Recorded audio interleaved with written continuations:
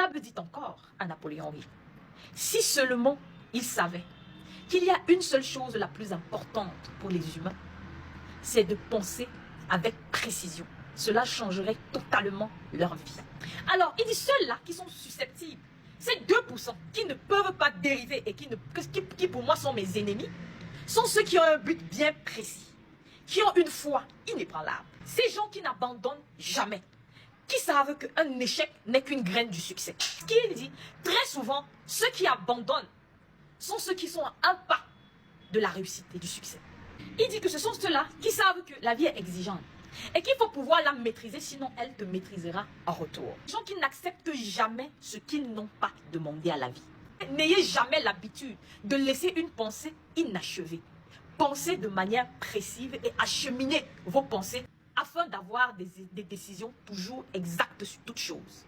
Qu'en réalité, les gens qui ne dérivent jamais et qui ne sont jamais sous mon contrôle sont des gens qui n'attendent pas que la vie leur offre une opportunité. C'est des gens qui créent l'opportunité afin qu'elle corresponde à leurs désirs et réalisent toutes les choses qu'ils désirent dans la vie. Napoléon il poursuit donc en leur disant que il y a des gens qui tombent malades parce qu'ils n'ont pas choisi. Il dit oui, mais ils ont choisi. Parce que celui qui ne fait pas de sport, qui boit beaucoup d'alcool, qui fume, qui ne fait pas d'efforts physiques, qui ne se nourrit pas normalement, eh bien, dispose son corps à la maladie. Comme je vous l'ai dit, toute réalité, derrière toute réalité, il y a une cause. Et à ce moment-là, il est facilement accessible à la dérivation. Il dit, les mauvaises habitudes ne sont jamais seules. Ils s'habillent toujours en duo, en trio, en quadro. La misère a horreur de la solitude. La misère adore la compagnie. Et lorsque vous êtes miséreux, vous attirez avec vous des gens qui vont se réunir autour de votre table parce que vous pensez la même, vous partagez la même idéologie. Alors, ces genres de personnes sont donc mes serviteurs parce qu'ils attirent facilement du peuple avec eux. Vu que la misère n'aime pas la solitude, la misère aime la compagnie, il attire donc et il amasse ce peuple. Et moi, tous sont à ma merci. Il lui demande alors comment avoir réellement ce qu'on veut dans la vie. Est-ce qu'il suffit juste d'y penser? Il dit, je vous l'ai dit, tout être humain qui a la possibilité d'être déterminé et définitif dans son objectif peut amener la vie à lui offrir tout ce qu'elle désire. Est-ce que vous comprenez ça? Napoléon il leur explique alors en disant que mais il y a des gens qui passent leur temps à échouer. Comment vaincre l'adversité puisque tu l'utilises également lorsqu'ils échouent, tu les récupères? Il dit, en réalité, l'adversité, c'est un atout plus qu'un inconvénient.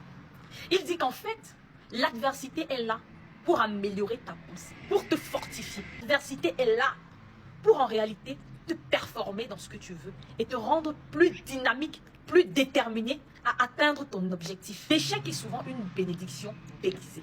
Et que la seule chose que la nature ne déchoit pas, c'est la liberté de penser de l'être humain. Qu'en réalité, lorsque l'adversité arrive, c'est une bénédiction déguisée. Parce qu'en réalité, c'est là à l'avantage de l'être humain. Mais seulement que l'être humain, dans sa capacité de penser, choisit avoir une pensée dominante négative et crée donc en lui l'abandon. Le diable dit, l'échec n'est qu'un état d'esprit que l'individu peut maîtriser jusqu'à ce qu'il renonce d'exercer le privilège qui est le sien. Il dit qu'en fait, l'échec est là pour aider l'être humain à se libérer de la peur. Parce qu'il te montre que si tu as pu échouer là, pourquoi auras-tu peur encore d'avancer? C'est pour ça que certaines personnes qui réussissent dans la vie vont vous dire, on va vous dire, mais qu'est-ce qui te donne autant de force d'avancer? Il dit, parce que tout ce qui était censé le briser ne l'a pas fait.